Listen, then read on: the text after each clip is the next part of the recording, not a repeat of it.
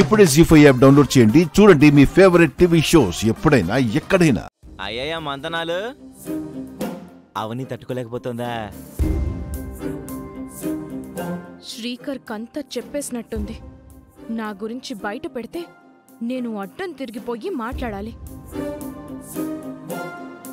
ఎవరితో ఏ పని చేయించుకోవాలో ఆ అమ్మవారికి తెలుసు తమ్ముడు. అవునన్నయ్య, అందుకే అమ్మవారు ఆ పనిని. నువ్వు ఆగు బావా. శ్రీకర్ ఆవేశపడ్డం నువ్వు ఆపడం చూస్తుంటే ఏదో జరిగిందనిపిస్తుంది. ఏం జరిగిందవని? ఏం లేదన్నయ్య. పంతులు గారు, మీరు తర్వాతి కార్యక్రమం జరిపించండి. అలాగేనమ్మా. అమ్మా నిహారిక, పుష్పాన్ని నీ చేతులతో అమ్మవారికి సమర్పించమ్మా. అమ్మవారి పాదాల దగ్గర పెట్టు.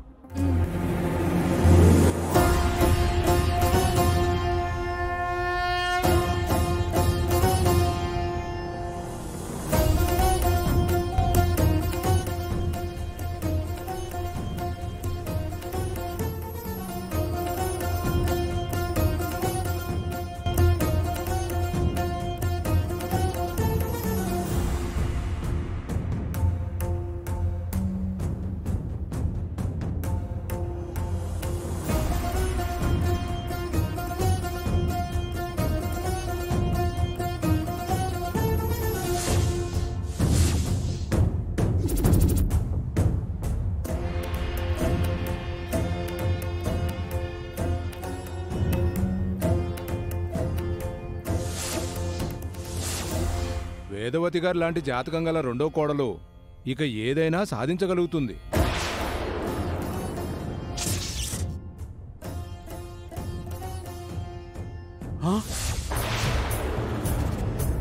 అపచారం, అపచారం.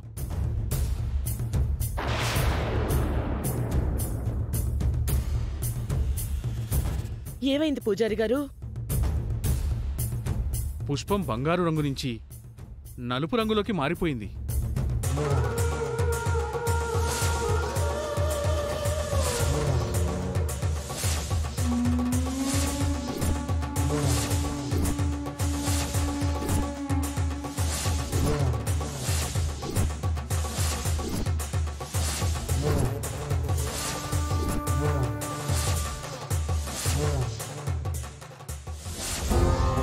ఎందుకు ఇలా జరిగింది? ఇప్పటి వరకు బంగారు వర్ణంతో దగదగా మెరిసింది కదా, ఇంతలోనే ఏమైంది పూజారి గారు? ఇది చాలా ఆశ్చర్యంగా ఉంది. దీనికేవో మాయలున్నట్టున్నాయి. మాకేం అంతు చిక్కడం లేదు. మీరైనా చెప్పండి పూజారి గారు. ఎస్, ఇదంతా అమ్మవారి మహిమ. ఏంటి పూజారి గారు, గ్రాఫిక్స్ లో మారినట్టు మారిపోయింది? ఎక్కడో ఏదో పొరపాటు జరిగింది. నేను ఎన్నో హర్డల్స్ దాటుకుని వెళ్లి మరీ తీసుకుని వచ్చాను. ఇలా జరగడం ఏంటి? అమ్మా, శివలింగం దగ్గర ఉన్న స్వర్ణమంజరి చెట్టు నుంచి స్వయంగా నువ్వే తెంచి తీసుకొచ్చావమ్మా?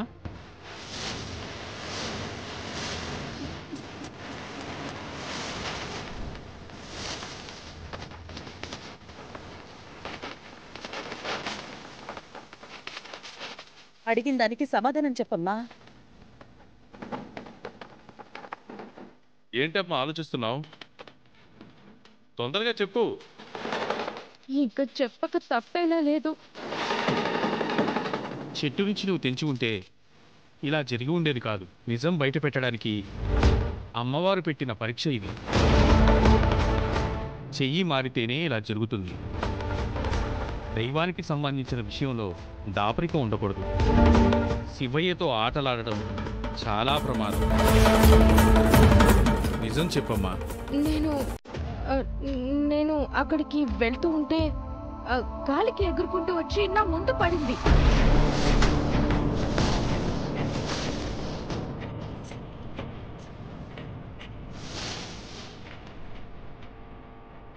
దేవుడే నా దగ్గరికి అలా రప్పించాడు అని అనుకొని కష్టపడి తీసుకుని వచ్చాను. నీ దగ్గరకు వచ్చిన తర్వాత అందులో నీ కష్టమేముంది?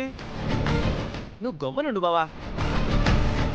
అసలు విషయం నేను చెప్తాను పూజారి గారు.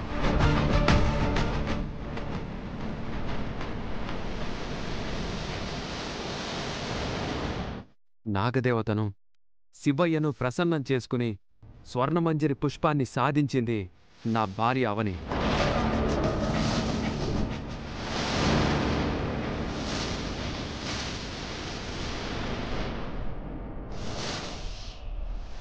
దారిలో మా అక్క ప్రమాదంలో పడితే అక్కను కాపాడేందుకు పక్కన పెట్టింది.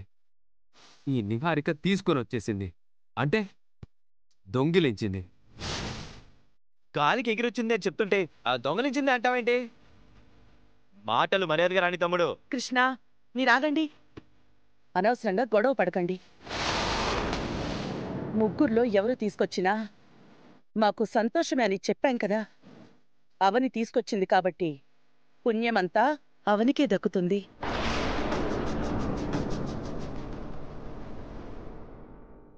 అమ్మా అవని, పుష్పాన్ని నువ్వు తీసుకొని అమ్మవారి ముందు పెట్టమ్మా.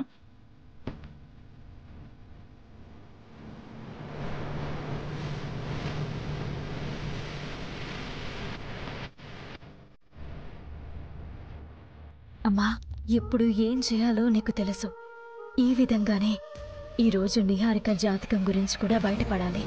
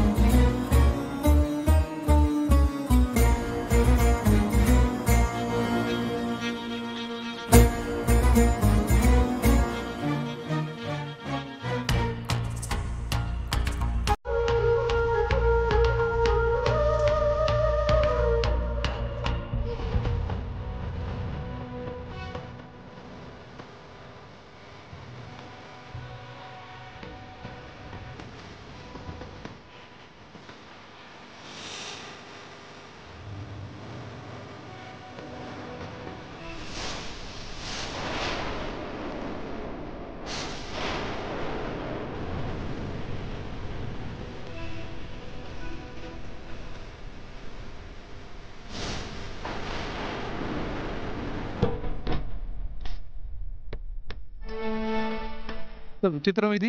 దైవలీలలు ఇలాగే ఉంటాయి. అవనిది మీ జాతకం కాకపోయినా ఇలాంటి దైవ కార్యాలలో మీతో సమానంగా చేస్తుంది వేదవతి గారు. ఎంతైనా అవనమ్మ గ్రేటు. అవనే తీసుకొస్తుందని వెళ్ళేటప్పుడే అనుకున్నాను నేను. ఎవరితో ఏ కార్యం చేయించుకోవాలో దైవానికి తెలుసన్నయ్య. నా డార్లింగ్ ఇలా గాలి తీసేసిందేంటి? పూజారి గారు, నిహారిక తెలియక చేసిన పాపానికి ప్రాయశ్చిత్తమేంటో సెలవివ్వండి. పక్కన ఉన్న చెరువు నుంచి 11 బిందెల నీళ్లు తెచ్చి అమ్మవారిని అభిషేకించాలి. అమ్మవారి ప్రసాదమైన నిహారిక చేస్తుందంటారా? కంగారు పడకండి, దానికి దీనికి సంబంధం లేదు. ప్రసాదం తప్పకుండా నిహారికే తయారు చేస్తుంది. నిహారిక, తొందరగా పూజారి గారు చెప్పినట్టు చేసి అమ్మవారిని వేడుకో. పాప పరిహారం అవుతుంది. నిహారిక, వెళ్ళమ్మా. నిహారిక, నీ వల్ల తప్పేం జరిగిపోలేదు. ఇదే నీకు అవమానం కాదు. నువ్వు ఎవరి మాటలకి ఫీల్ కాకు. పద. జీ5 యాప్ డౌన్లోడ్ చేసి అన్ని ఎపిసోడ్స్ పూర్తి ఉచితంగా చూడండి.